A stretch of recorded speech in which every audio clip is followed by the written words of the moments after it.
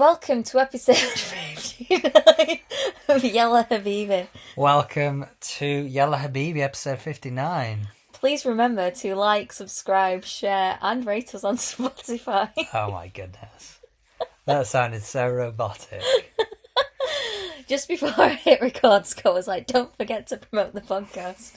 Yeah, because we forget every time. For the first 40 episodes, we didn't even do it. Yeah. And then the last 10 we've been trying to remember, and we've remembered for about 3.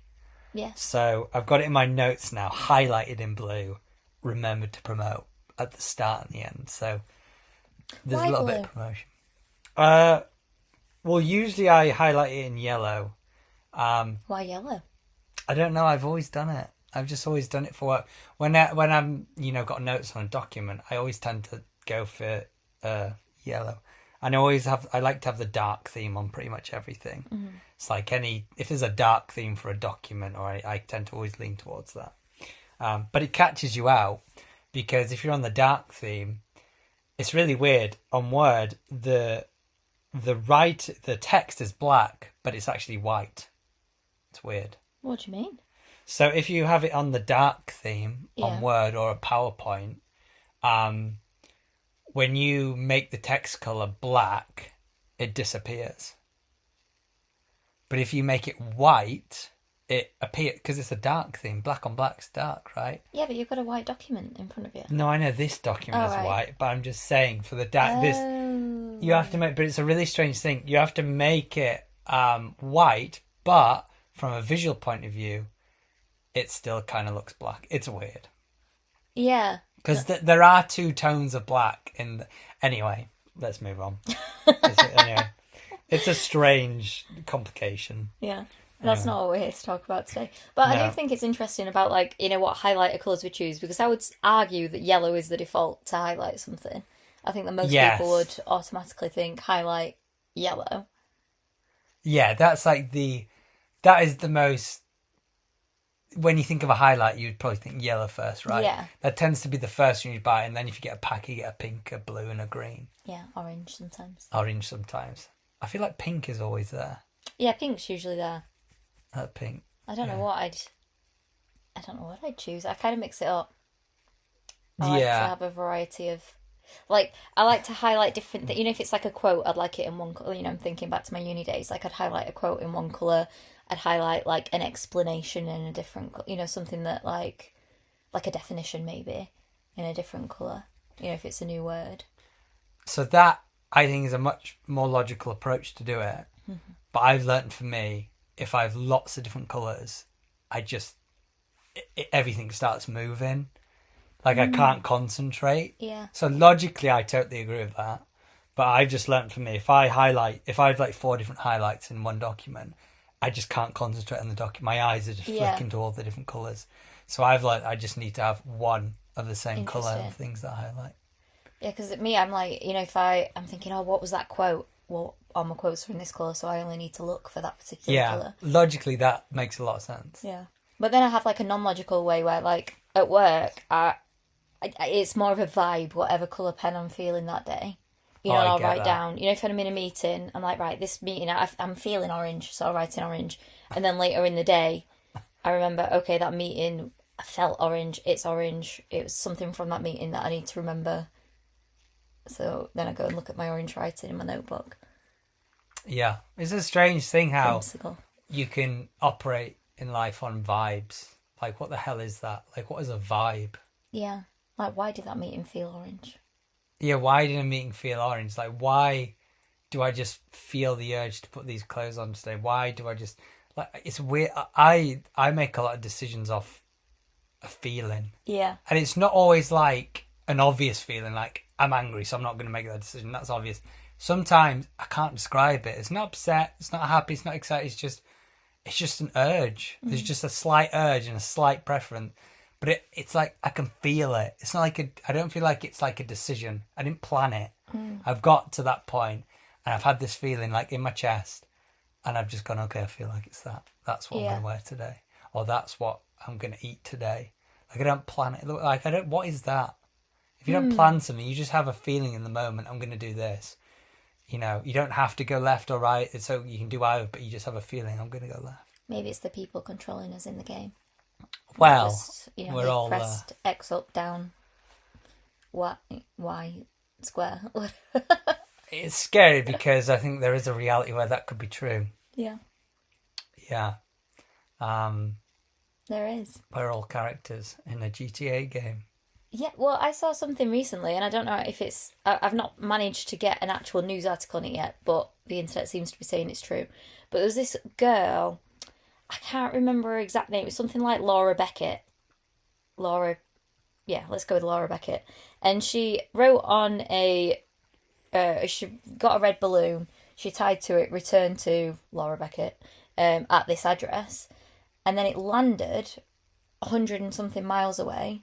And a little girl found it, who was also called Laura Beckett. Oh, get lost. So she was confused by it. But anyway, so they met, like, you know, they had an arranged meeting, and they were wearing, like, basically the same outfit, both wearing jeans and a pink top. Like, how weird's that? If it is true, I mean, like I say, I've not managed to... That is very weird. There are weird coincidences like that. Yeah. There are definitely, like, the butterfly effect. Yeah. Like, there are really strange coincidences that are hard to explain. And if you just type into YouTube, like, the butterfly effect or the Mandela effect, both of them will just, like, go, what the hell is the world? Yeah. It's strange. The world's a strange place. It is. I was just trying to think of what the terms were in games. There's a PC and NPC. So an NPC is a non-playable character. Yeah.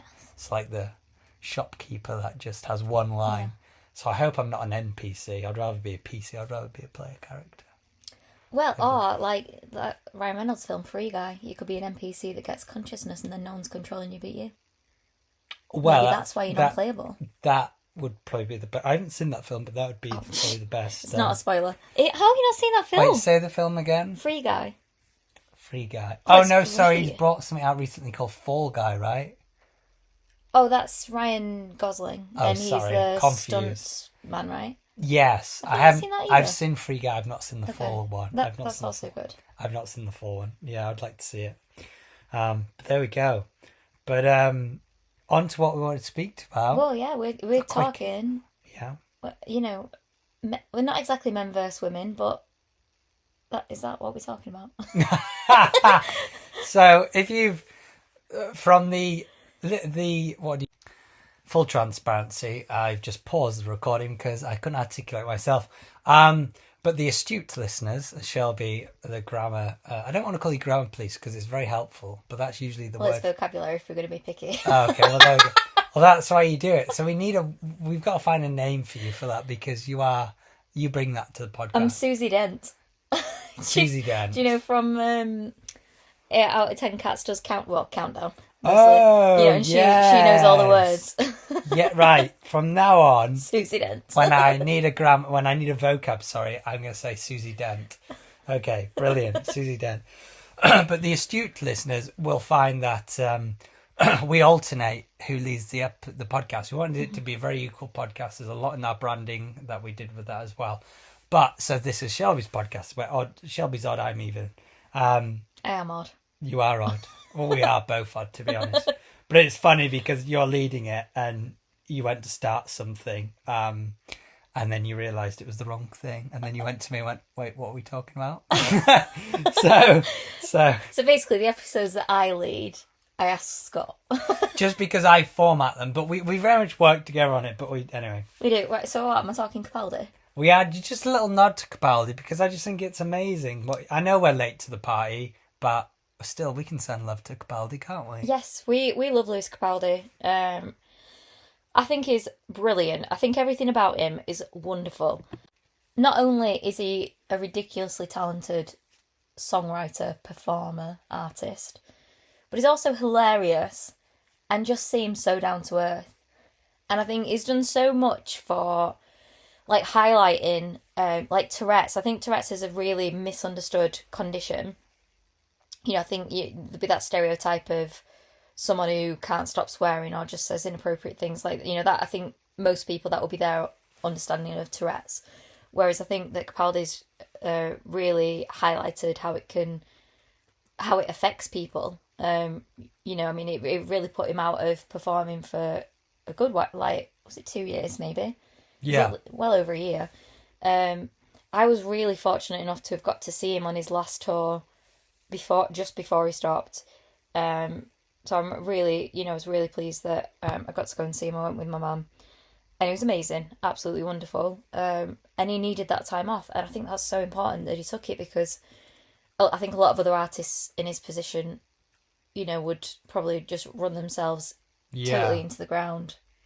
You know what I mean? We see things with, which I know it's not the same thing, but like, you know, like Amy Winehouse, for example, I think that she just pushed through in fame. I know obviously it's totally different that she had an addiction.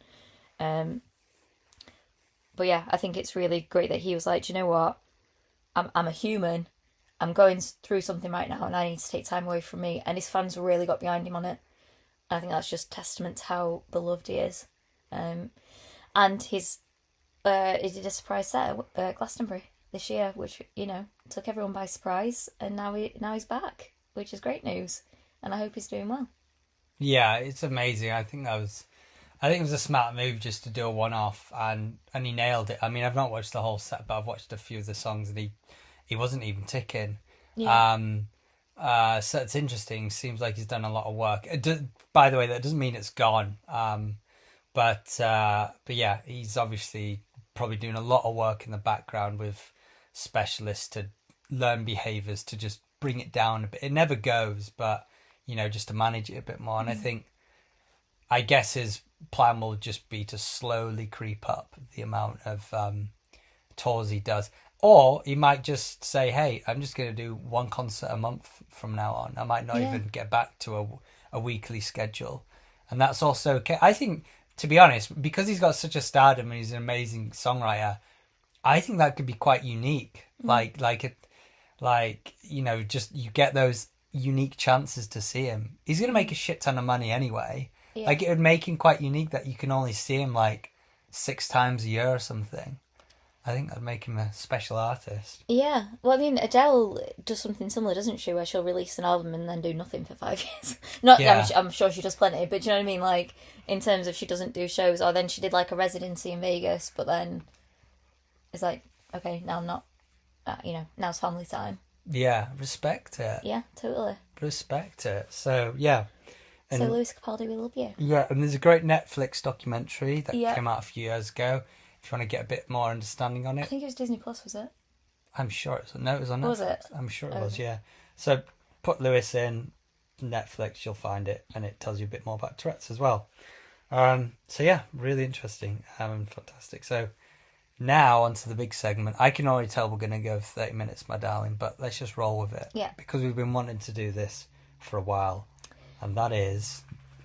Men versus women. Men versus women. Yeah. And, well, it's not so much men versus women, but a discussion on the ways in which women are overlooked. And, you know, people say, like, I've heard people say that I don't like the term feminism. Like, you know, if you want equality, why is it feminism? And the reason is, and it's the same sort of thing with, Black Lives Matter, when people say, oh, well, all lives matter. Yeah, like, we don't have a white month, do we? No, we don't have a white proud month, do we? But the issue is, white people aren't oppressed. Yes. Men aren't oppressed in society. You know, it would not make sense to have a White History Month, because all of history is white history. Predominantly white people oppressing other cultures. Do you know what I mean? Like, the reason that we highlight specific subsections of society is because historically and presently they're overlooked. You know, like, that's why we need to highlight that. You don't need to highlight men's rights, because men have got rights to everything and always have. You know, so that's why it's called feminism, because it's bringing the equality to women. It's not saying that men shouldn't have rights. Of course not. That's not what it is. Like, men just innately do. Like, you know, a man is born, or a boy is born, and, like, the world is set up to support men and to benefit men. And the reason that we need feminism is to make it a level playing field. And it just isn't. It still isn't. You know, there's still women don't earn as much as men. I think women work something like there's a day in the year. It's something silly like in February or March that women have worked for free. What? If you take the average salary of a man and the average salary of a woman. Oh, okay. Women would work for like a couple of months for free to be able to. Yeah, I understand. You know, for it to be even. Yeah. So, and it's just not on, is it? I mean, and even things like, I don't remember, it was like in the last couple of years that they started testing feminine hygiene products with, like period products with actual blood. That shocked me when you told me that. It's wild, isn't it? It was like 2022 or 23. It was like in the last, definitely in the 2020s. But why? Like, the amount of things we'll test other things on blood. It's not like we're squeamish. Yeah. We've done all sorts of batshit crazy tests on animals. Why are we not putting some human blood? Take mine. You know what I mean? Like, what? Well, it's crazy. And like seatbelts, they are a woman's more likely to die in a car crash because seatbelts are designed around typical male bodies. Yeah. Another crazy fact. Yeah. I mean, cold plunges. Would you like to talk about cold plunges? I don't know much about that one, I'll be honest, yeah. Well, you know, like everyone goes crazy about Wim Hof and like doing all these cold plunges and stuff, which do benefit male bodies. They do help male bodies repair after exercise and so on. But it actually puts women's bodies in a stress state. Like it doesn't help them heal. That's crazy to me because I know I've got quite into cold plunging as well. I don't have one, but when there's a chance to, usually after like a marathon, they'll have sometimes, or a Tough Mudder or something, there'll be like a cold plunge for free for 5 minutes. And it's so fun. It's so fun. It does help. Like, it's pretty intense if you've not done it before, but it's really fun. It's like jumping in a canal for 5 minutes. It's like that cold. But yeah, I'm shocked here. And that is so important to get out because right now, cold plunging is the most popular it's ever been. Yeah. It's massively talked about and everyone's doing it. All the athletes are doing it. All the influencers doing it and talking about it. They're preaching it. Everyone's getting one in the garden. So I think this needs to get out that there are studies say for women that actually could not be good. Yeah. So and I mean, there's just so many things that are, you know, medical things that are sort of like medical innovations that are for male bodies and particularly white male bodies.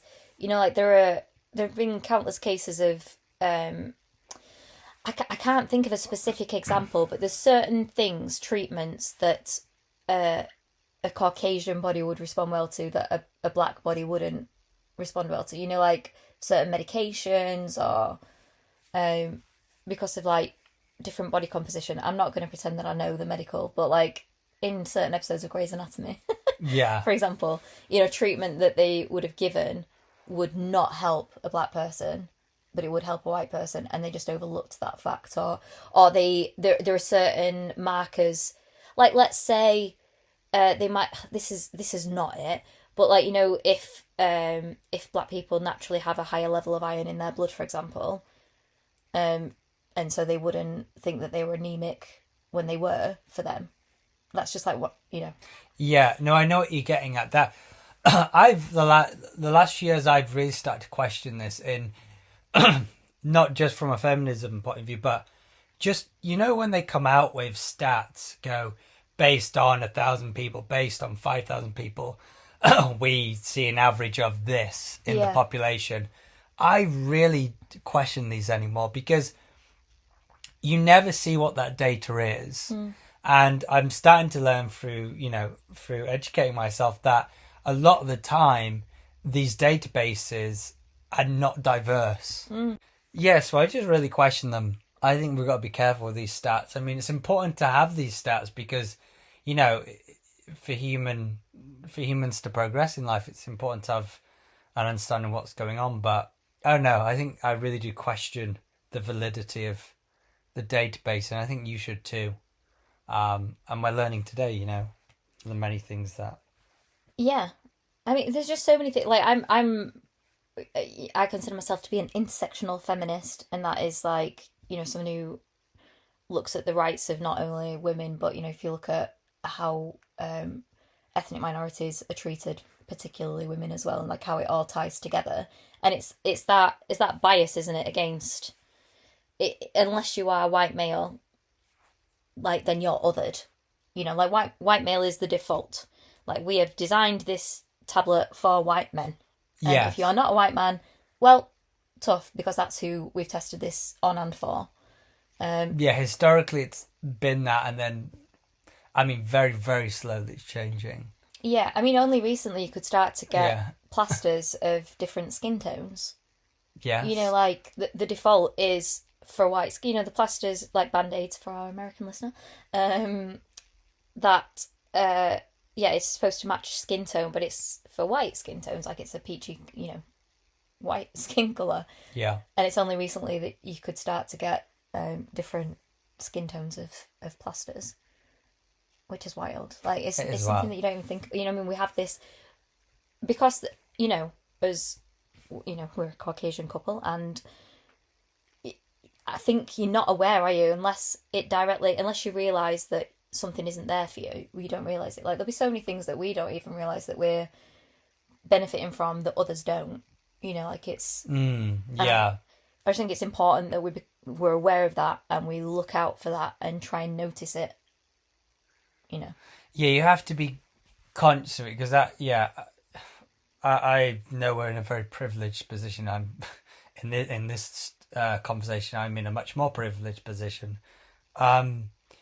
You have to be much more aware of it, don't you? You have to, because there is that cognitive bias, and that's scary. If you look at a cognitive bias, there's a book called Black Box Thinking, and it tells you a bunch of stories about cognitive bias, and it's not a conscious thing. It's just you cognitively have a bias towards a man, or cognitively have a bias based on how you've been brought up, based on how society has told you.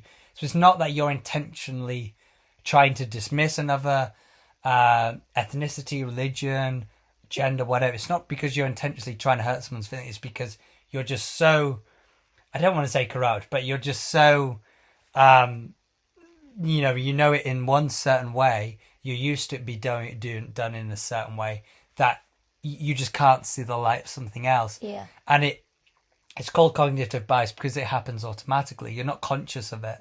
And that's what scares me most, is what we're not conscious of and what I'm not conscious of today. And there's been many things over the last couple of years, especially these things we're talking about now, where I've learned and I've been shocked by them. Like, I've never even thought of that. Yeah. Like, it took me a few minutes to think, like, what, really? And then I've suddenly come around and go, yeah, it does make sense, actually, but I've just never thought of it like that. Yeah. So I think the more we have to question our biases just to realign ourselves. Yeah, definitely. I really like old films. And then, I've realised, actually, that's pretty racist. it's showing things through... the older films and shows. Oh, my God. Yeah. Imagine Little Britain. Well, yeah. I'm talking older than that. I'm talking, like Westerns or, that show... Oh, right, yeah. History through a white lens and try and, make it look not as bad as it was. Even stories like when it's obviously showing that it was bad what happened, but it's still showing it through, well, it wasn't that bad, or the... Yeah. Yeah, trying to make the white people not look as bad as they were. And you just don't, necessarily think about it unless you think about it, do you know what I mean? Unless you, like you say, it's that cognitive bias, unless you are, right, I'm going to watch this with, with the intention to be unbiased and to just see how it's presented. Is this accurate, or is this swaying towards? Yeah. And it is hard to challenge. I think the best is getting in a group of people that are open-minded. That's what people say, right? You affiliate yourself with, show me your 5 friends and I'll show you your future. Yeah. If you're with a group of people who are open-minded and willing to challenge themselves, that's the best way to challenge, because it's hard. Your mind plays tricks on you and things you've learned through life. It's hard to challenge yourself on your own. having other people, they will see it differently, and it really helps. So I think having conversation with open-minded people and being around those people are where you will get the most learning, and you'll see more, for sure. So yeah, Definitely. I know we want to talk about the Bechdel test. Yes. Do you want to tell them about that? Yes. So have you validated this? 'Cause this is what I thought it was. Yeah, I checked it online. Wonderful. So the Bechdel Test is a measure of gender representation in films, and not many films pass this. It's like silly. I was shocked when I learnt of this. Yeah, shocked. So a film passes, or TV show passes the Bechdel test if it meets these 3 criteria. 1, has at least 2 named women, so like the characters can't just be like woman 1, woman 2 or whatever, or like just extras with the odd line. 2, those 2 women must talk to each other. So they must be named characters, they must talk to each other. And 3, that conversation, even if it's just one, must be about something other than a man. And very few films and TV shows pass this test. Hearing that, when I heard that originally, I thought rubbish. Of course loads of films pass that. Like, of course, like, that's easy. And ever since knowing it, I don't think I've seen a film pass it. No, I mean, we're watching Prison Break right now. Oh, God, it feels so badly, Prison Break. Yeah, which naturally is a male-heavy cast. It is. But the few women that are in it naturally only talk about the men. Yeah, they are named, and they do talk to each other in the scenes, but it's only about men, Yeah, so we've just checked it, and as of early 2022, 57.1% of films pass all 3 criteria. Yeah, so they pass the Bechdel test. Yeah, but that means that, 43% of films don't. So, Yeah, they don't pass it, So nearly half, like, it's not far off being half films don't have 2 named female characters talking to each other about something other than men in even just one conversation. Shocking. It only has to be one scene. It's not like the whole movie. Yeah. I mean, there's this other, like, I think trope's the right word. It's so ridiculous. It is. It's ridiculous. But there's so many films as well that have, I think they call it a trope, where a woman will say to a man, what are we going to do? No woman has ever said that to a man ever in life. Like, women will be like, right, this is what we're going to, you know what I mean? Like, I don't know. Of course, like, you're going to be in situations where you don't know what to do, but there's so many films where women will say, what are we going to do? Well, they're the damsel in distress, and but he's the big hero, I'm assuming. Yeah, but it could be like, films, if there's 2 of them, like a man and a woman, like, Indiana Jonesy type or whatever, even if it's like a badass woman, she might be like, what are we going to do? Yeah, Wonder Woman. Now? I'm sure that passes the Bechdel test. Do you know what? It might not, because I bet she's the only chuffing woman in it. No, she isn't. No, Wonder Woman, she has like a full... Well, let's ask it in real time. Does Wonder Woman pass it? No, it will. We just checked. I wasn't surprised that passed. It's a full film devoted to a lead woman cast. Yeah. And it's a great film, Wonder Woman. Do you know that I don't believe in any of the Lord of the Rings many hours it passes? It doesn't surprise me. Or I think there's one bit where a mother talks to her daughter and says something like, are you going to eat that? When she's having breakfast or something. It's something daft like that, and that's the reason that it passes if it does. Oh, that's hilarious. Yeah. That didn't surprise me. It's 95% of the people in that is men. Yeah. Like, it's the only women you really see are the elves, and they only have like small scenes a lot of the time. Well, elves are pretty small, aren't they? Well, they are, yeah. Something I want to bring to the episode around feminism is the Yorkshire Ripper case. Oh. Which, again, I feel like I'm giving some great references here to Netflix and books. There is a great Netflix documentary. I think it's 4 episodes, and it's on the Yorkshire Ripper. So go watch that. It's great. And Yorkshire, very close to our hearts, Yorkshire. Yes. Not the Yorkshire Ripper. Obviously. Not the Yorkshire Ripper, no. Peter Sutcliffe was not close to hearts, and we've never known him. Let's just make that very clear. No, we don't. Yeah, no relation than Yorkshire itself. But anyway, the Yorkshire Ripper became quite a big feminist flashpoint in the late 1970s and early 80s, And that's because, and it really, you see this in the documentary, but it's because the police, they fixated on the victims being sex workers, Right. e.g. prostitutes. Basically, because they did that, they assumed the killer only targeted them, which massively pushed the capturing of the Yorkshire Ripper back, like years. It pushed it back. And just give you evidence of how it wasn't, let me tell you this. So, the evidence. So, he killed 13 people.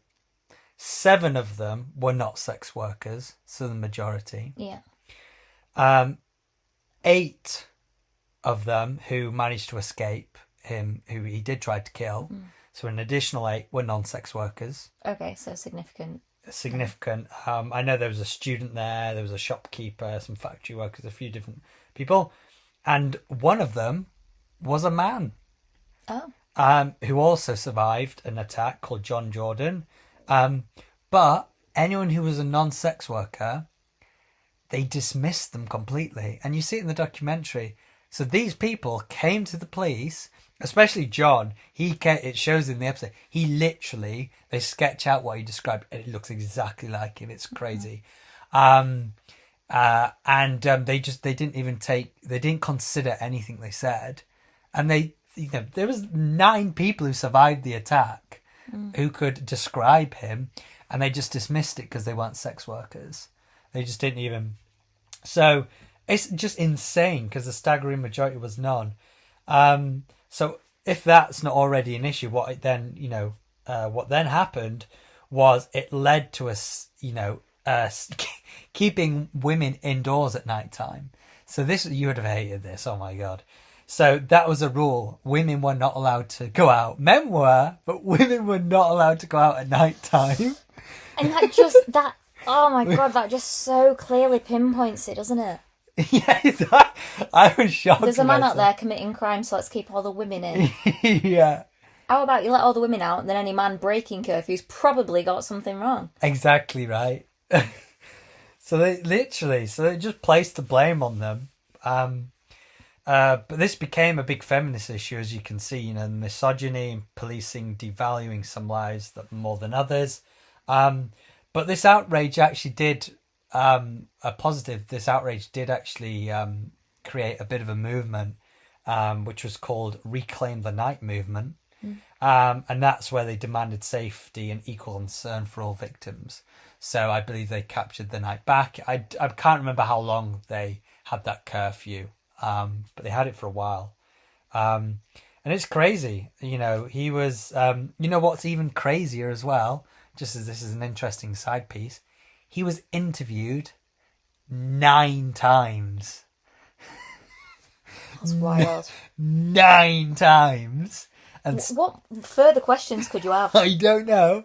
And you know what's even funnier? Not funny, sorry, but it is kind of funny. He was interviewed so much, his colleagues used to joke with him and call him the Ripper. That's wild. And he used to laugh at it and just take it. And he was the Ripper. Like, I'm laughing insane. Because of how ridiculous this is. So, and he actually only just recently died. He died actually in November 2020. Was he in Wakefield prison? He was, but then he moved to, I think he moved to HMP Franklin, which I think is in Durham. All right. Durham or a place with a D. But he died from COVID in 2020. Wow. Yeah. So, yeah, still in prison, of course. So, yeah. So, it's crazy, isn't it? What do you think about that? That exactly shows, like all these times that, women are sexually attacked or assaulted, or they're blamed. Well, what was she wearing? Well, was she drunk? It's all victim. Why was she walking alone at night? It's always victim blaming. It's never, they never look at, like, who's done it. They don't really, it just doesn't seem to say that a man is at fault. I mean, there was something that I saw recently, I don't know if it was Harvard, there was like an American college interviewed men, and it was a silly percentage, said that if there were no legal repercussions, they would sexually assault a woman. That one I do want to fact check because that freaks me out. I've not seen that. I'm not saying it's not true, but that just seems so. We found it, and it was a study by the University of North Dakota and North Dakota State University, and they asked male students 2 questions. One, would they force intercourse if no consequences? But they didn't use the word rape, and then 31.7% said yes. That blows my mind. But then when asked, would you rape a woman explicitly using that word, 13.6% still said yes. Why did 13% people say that? And That's insane. My next question would be, why would they not then be thrown in prison? Because if you ask, Yeah. would you murder? Yes, I would. Okay, well, you're going to go to prison. That's wild. So a third almost said yes, that they would force a woman into sexual intercourse if there were no legal repercussions. My head just can't grasp that. But there basically are no legal repercussions, which is scary. Well, there are legal repercussions. Yeah, but the percentage of reported rapes confirmed and percentage of jail time spent, it's not, Yeah, I know. The chances of someone going to prison for it are very low. I don't know if it's very low, but it's a guarantee you're going to get caught. Yeah. Well, it is because so of course there are many instances of sexual assault that aren't reported, but of those that are reported, less than 3% of recorded offences result in charges. Once charged, then of that, less than 3%, just over half would be convicted. But so you're talking 1.5% of reported cases would go to prison. Wow. Well, there we go. I'm happy we fact checked that because that just shows you that. I don't know if you'd call it a cognitive, but I guess it was cognitive. But I can't grasp that. I just don't. I'm not saying it's not true, but my head just cannot grasp or believe that because it is such a damning stat that my head just. It's like I have more faith. My soul has more faith in the world and in the police that I struggle to comprehend the truth of that. But then you have, cases of police, and this is not at all, I'm not anti-police by any stretch, but there are cases of police abusing their power and being the perpetrators. Well, yeah. I'm really sad that I can't remember her name right now, but there was a woman in the last couple of years who, obviously trusted the police officer, and he ended up raping and killing her. Jesus Christ. We're definitely going to have to put a trigger warning at the start of this episode. We'll put trigger. We'll put explicit on or something. No, but I think we should write in the caption, trigger warning, sexual assault discussion. So, it's mind-blowing. I think it's mind-blowing. These facts are crazy. I still can't get over that 13% of people submitted in that university that they would rape. Yeah. I can't believe people are even admitting that. Yeah. What the fuck? It's crazy and it's scary and it's sad, but that is the world we live in. That's, when people say, women are overreacting or, at the end of the day, and the whole, not all men movement, and I get that. Of course it's not all men. But if you do, and I think Daniel Sloss, the comedian, does a really interesting set on this, that he says, if you're not calling out misogynistic behaviour in your friends when you hear it, men to men, I'd get locker room talk and all that, but if you're not calling out their misogynistic objectification language, all this kind of stuff, then it's kind of, are you complicit in it? Are you encouraging it? Because that's, again, leading into that bias of, if they tell a joke that's really offensive and all the mates laughing, they'll think, well, it's okay to think like this, it's okay to act like this, I've got a right to do this. So, no, of course, not all men are gonna assault women. But women don't know. If you got a gun and you didn't know, or a bunch of guns and you didn't know which one was loaded, you're not going to point any at your face, are you? No. Well, what was that crazy fact with the guns? Yeah, in the USA, if a man owns a gun, the person he is most likely to use it on is his partner. his wife or his girlfriend. That's crazy. Only in America, right? Well, so that's, I'm laughing because I'm uncomfortable. Like, it's a shocking statistic. It's wild. And not only that, I mean, there are statistics around maternal deaths, so like women who die either during pregnancy or very shortly after, and the main cause of that is homicide from their partner. Yeah, apparently this is a UK study, 1 in 20 maternal deaths during or shortly after pregnancy in the UK involves partner homicide. That's wild. So there's a lot of stuff. There's a lot of scary facts in this world that if you digest them, I mean, we've shared probably 12 different stats today. Yeah. That just show you that, it's hard to argue this world does lean towards men. It is. Like, I have to accept that it has been a world built around white men. And I accept, for me, that's very privileged, but I also accept that is pretty fucked up for anyone else. Yeah. So yeah, we just need to work together to break these barriers, and and it all starts with just in our homes. It starts right from, in our bedrooms. It starts from us in our homes. Yeah. Us making small little changes in how we act and, what we do in life. So, So don't kill your wives. No, definitely don't kill your wives. Well, I think we've had quite a long discussion there.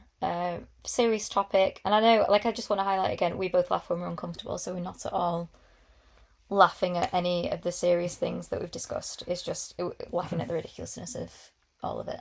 It is, and I can back that up. When I think I was 14 when this happened, my mum sat me down and she told me, Scott, you're going to be off school today. I went, oh, brilliant, thank you.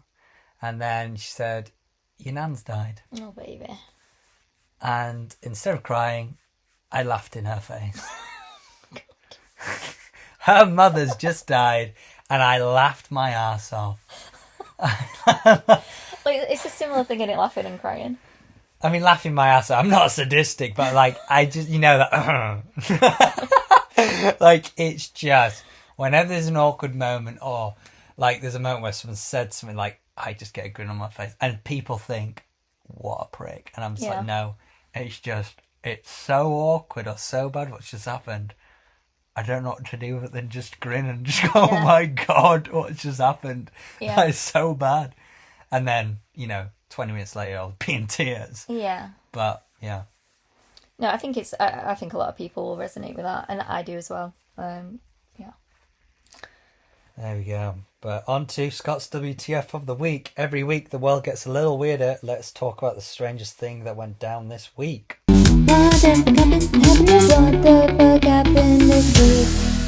And we have our first update. I'm actually doing a follow-on from last week's episode. This isn't a work meeting. About Donald Eugene Miller. And if you weren't there, little update. He is legally dead. But he is alive. But by law, he is dead, but he is physically alive. And well, he's not in a coma or... No, he's not in a coma. He never was. He is totally well. He stands on this earth. He is alive. He's a living human being.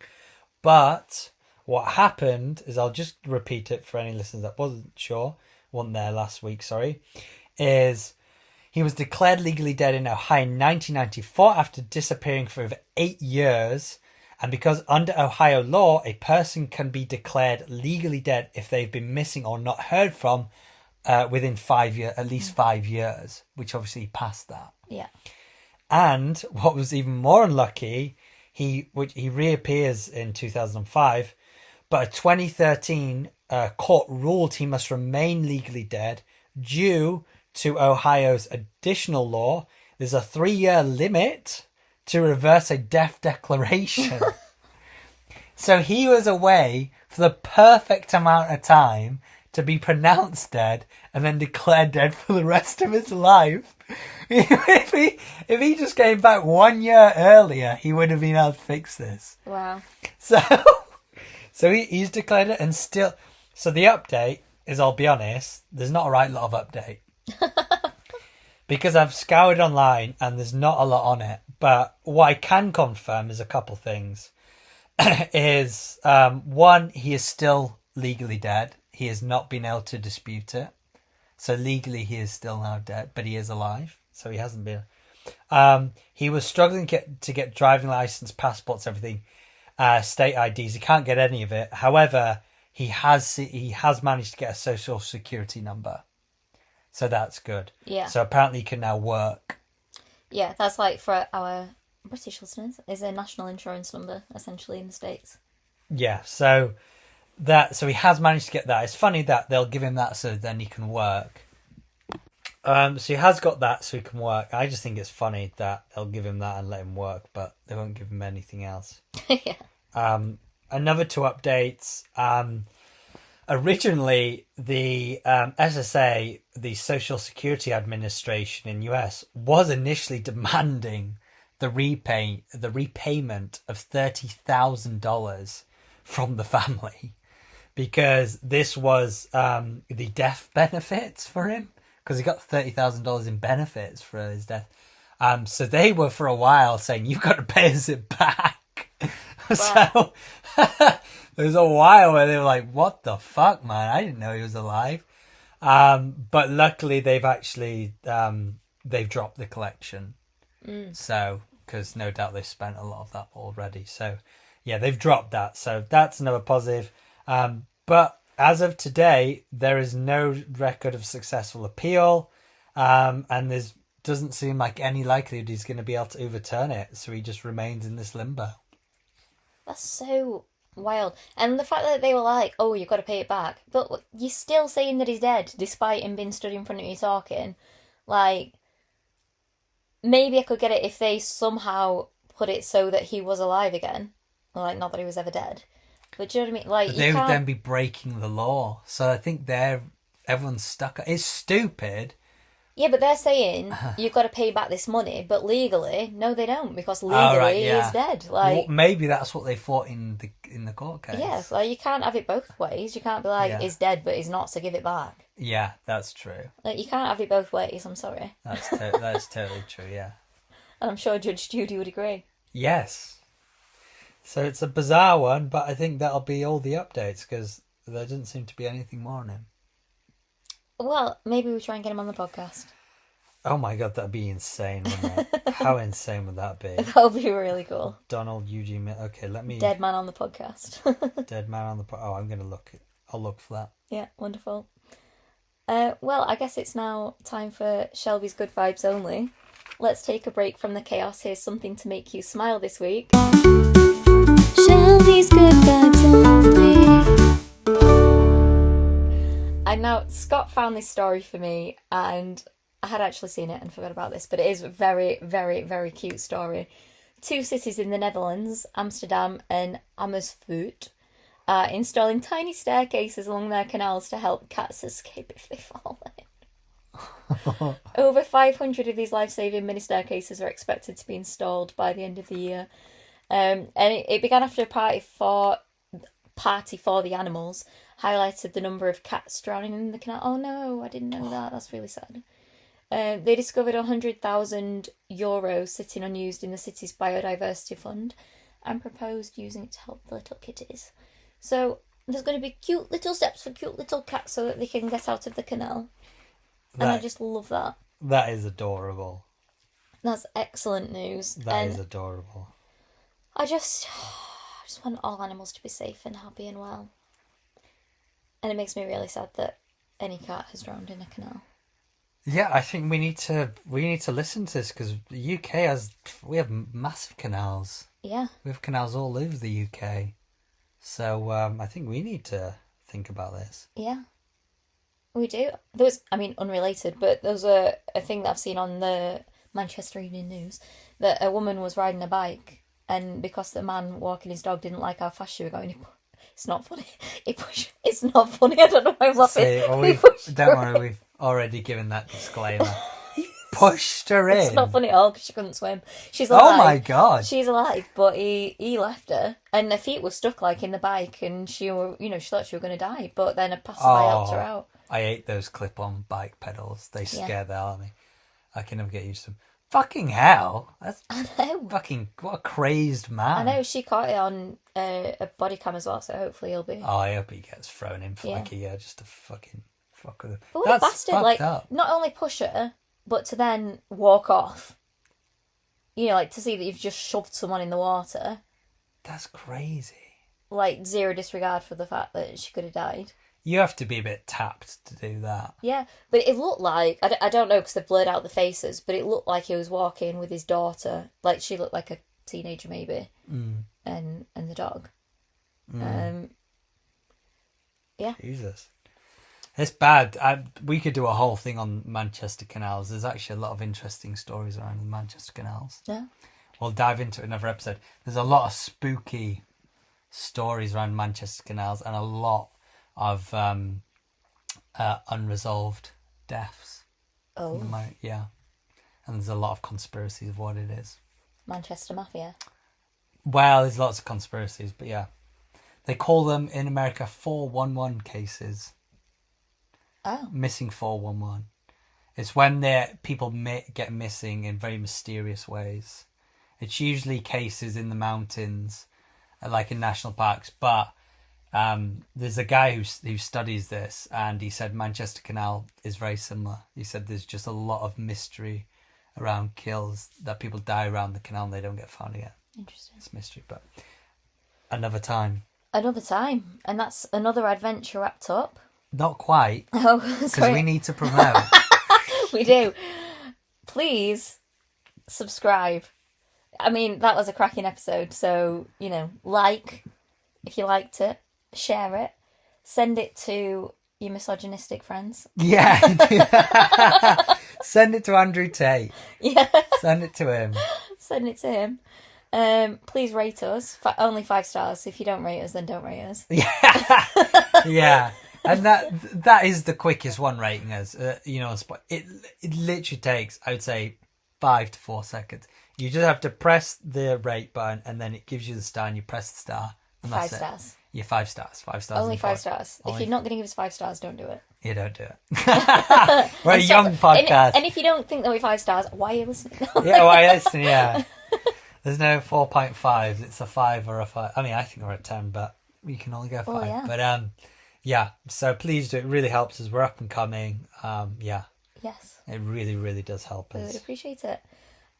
So that is another adventure wrapped up. It is, but the journey never ends. Keep your bags packed for the next one, and remember, when in doubt, just say Yalla Habibi. See you next time.